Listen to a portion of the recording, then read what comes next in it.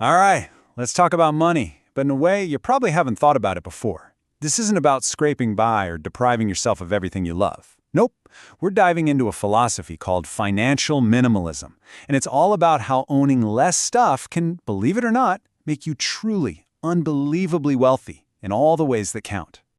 This idea right here, this is the key that unlocks the entire thing. It's a total flip of the script on what wealth even means. It's not a race to collect more. It's about strategically getting rid of things to buy back something you can't put a price tag on, your peace. Okay, picture this. You've got two neighbors. On one side, you have the person who looks rich. You know the type. Brand new SUV in the driveway, a house just packed with the latest gadgets, closets overflowing with clothes that still have the tags on. But behind closed doors, they're completely stressed out, drowning in monthly payments, basically 2 paychecks away from disaster. Then you look next door and you see the silent rich. They're driving a beat-up 10-year-old truck. They live simply. From the outside, you wouldn't think twice, but they own their life. No debt, no anxiety. They have the one thing the other neighbor desperately wants, real freedom. So what's the difference between those two people? Well, it usually comes down to something that most of us don't even know is there. See, our struggles with money often have nothing to do with willpower or finding the right budgeting app. It's about a hidden, subconscious program that's running our entire financial life. It's called your money script. So what exactly is this program? Before we can even begin to change our financial situation, we first have to understand the script we were handed, usually when we were kids, that is quietly dictating every single choice we make with our money today. And what's really fascinating is how financial psychologists have broken these scripts down. You've got the money avoider, who deep down believes money is bad or greedy, so they end up sabotaging their own success. Then there's the money worshiper, who's convinced that just a little more money will solve all their problems, but it never does. You have the money status script, where your self-worth is literally tied to your net worth, which leads to that constant, exhausting pressure to keep up. And finally, the money vigilant, who, even if they have plenty of money, lives with this constant hum of anxiety, never feeling like they have enough. Recognizing which one you are, well, that's the first step to rewriting the whole thing. Okay, and this leads us to what is, for so many people, the big aha moment of financial minimalism. We've been trained to think that the cost of an item is just the number on the price tag, but that's just the very beginning of the story. Okay, so get this.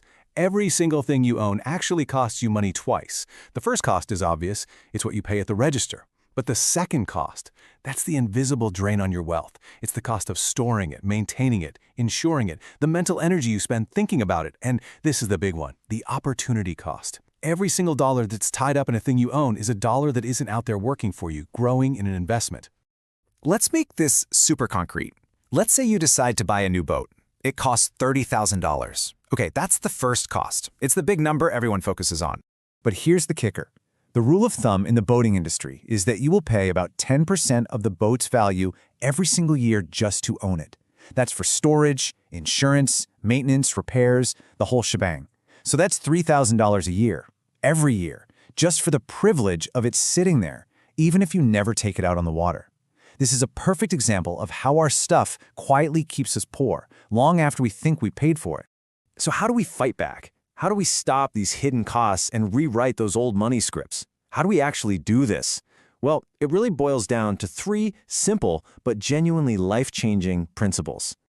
These 3 steps are your new toolkit, and they're all designed to do one critical thing: to shift you from being a passive consumer who just reacts to ads and impulses to becoming an active, intentional designer of your own financial life.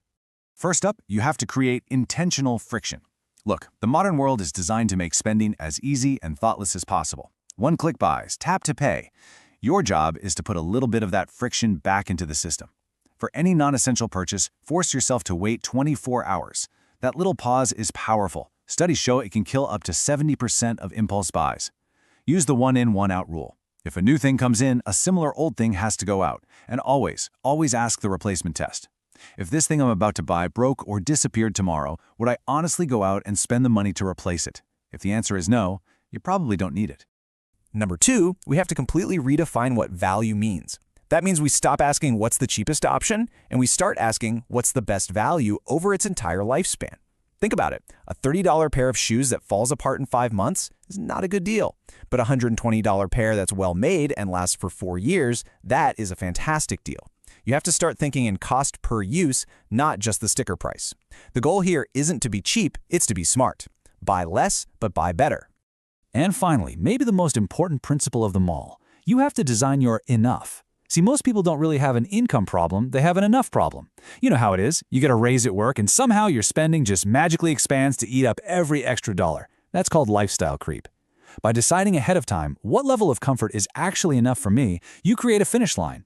If you don't have a finish line, you're just going to keep running on the hamster wheel of consumption forever. Which brings us to the real point of all of this.